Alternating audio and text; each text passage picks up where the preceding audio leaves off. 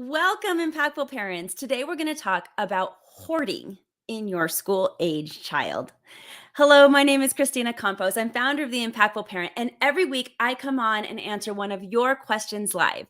And if you have a question for me for next week, please submit it at theimpactfulparent@gmail.com or by messaging me on social media. And all submissions are kept anonymous. But today we're going to talk about hoarding. And today's question was, a parent wrote in and said that they have concerns about their child becoming a hoarder, that their child won't let them throw anything away, and it seems to be collecting more and more junk every single day. So, why is their child doing this? Was the question. Well, thank you so much for submitting this question, first of all. And today I'm going to tell you the signs of hoarding, why your child might be hoarding, and then stick around to the end because I'm going to give you 5 tips for what you should be doing right now to be a more impactful parent to that child. So let's get started. Now, first of all, it's normal for children to have a messy room or to collect things. But your child shouldn't get hysterical if you throw away some old pizza boxes or socks with holes in them. Is your child extremely attached to things that seem worthless to you? Are they collecting what seems like random objects and it's getting out of control? Or are they very upset by even the idea of getting rid of the things that they don't use and don't seem to have value, or at least they don't seem to have value to you? Then your child might be developing a mental illness called hoarding. Hoarding is sometimes seen in kids as young as 6 years old, and kids who hoard have persistent difficulties letting go of items. They will fill up their rooms with what seems like junk, even to the point where normal functioning of their room is difficult. Children who hoard will develop extreme anxiety about losing their possessions. If their parent tries to clean up or throw anything away, because we think that it's trash, these kids may throw a tantrum. They'll cry uncontrollably or even become violent.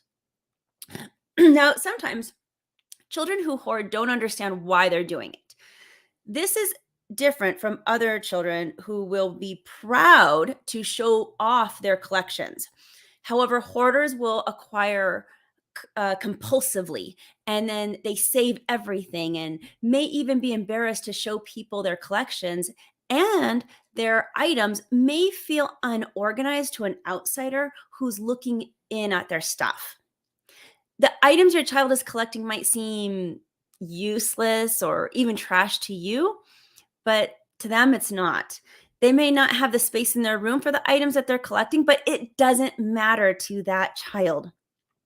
And kids that hoard tend to pick up and pocket things that they see on the street, like coins and sticks and rocks and pine cones. Now, a lot of kids do this normally also, but if your child is leaning toward hoarding, it's going to be a lot more compulsive. And those items, once they get home, they're not going to want to let go of them. So, why would your child be doing this? Well, hoarders have a different pattern of thought. They could be hoarding because they fear something bad will happen if they throw away their collectibles. They may feel a sense of security and comfort by having their collection.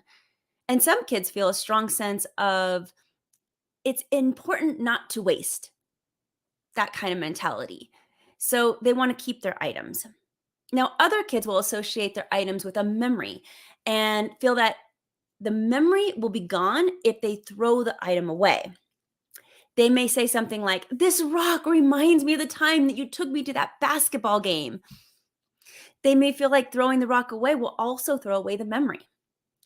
Now, some children who hoard believe that their items have feelings. They feel guilty if they discard the item away. For example, you might hear your child say something like, "I can't put my rock in the closet. My rock might get scared of the dark, or my rock might feel alone." To them, their possessions are like loved ones. And this is really important to understand. They don't see their stuff any different than a family pet or even a sibling. Most children who develop hoarding at a young age, which is before adolescence, also have obsessive compulsive disorder. Now, hoarding is related to OCD, but unlike OCD, kids are not hoarding to relieve some sort of anxiety. Hoarders collect because they think the item is cool or unique and they really want it and they feel it could help them in some way. Anxiety only onsets when people try to get rid of their item or touches that item without permission. So, for more information about OCD, you can watch my video on obsessive compulsive disorder, which actually I just released last week. So, I will make sure that you get that link. But back to hoarding. So, what should you do if you have a child who's hoarding? Well, just as important as what you should do, let's also talk about what you should not do. And here's a few things. Number one, not to do. Parents should not just clean up and throw away the child's possessions. Why?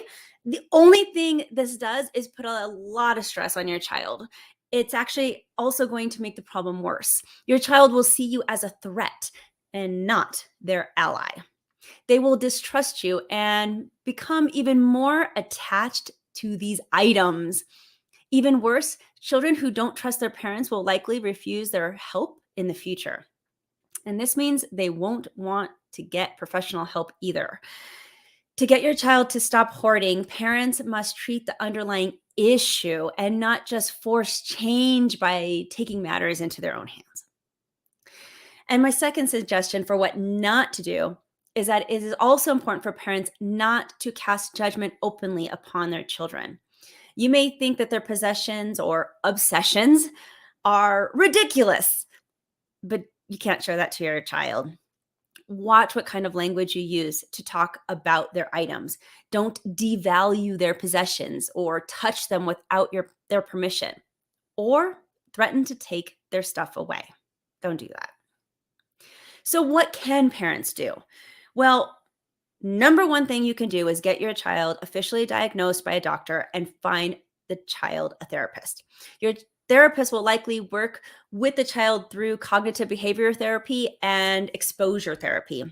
What this is it entails working with how your child is thinking and then little by little asking your child to practice letting go of their cherished items.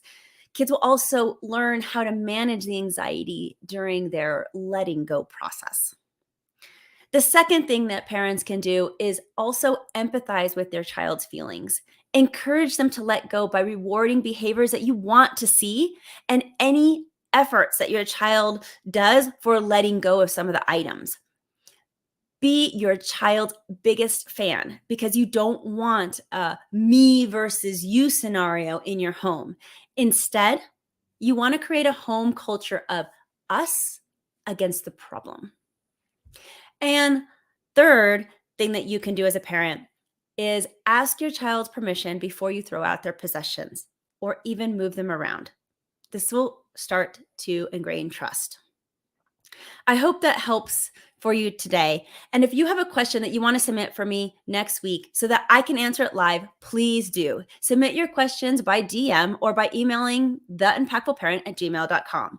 Plus, if you want to become a more impactful parent, check out all that my website has to offer. I have parenting courses, family coaching, a free downloadable app, which is amazing, by the way, and many free resources. But until next time, you got this, parents. I'm just here to help. Thanks, everybody.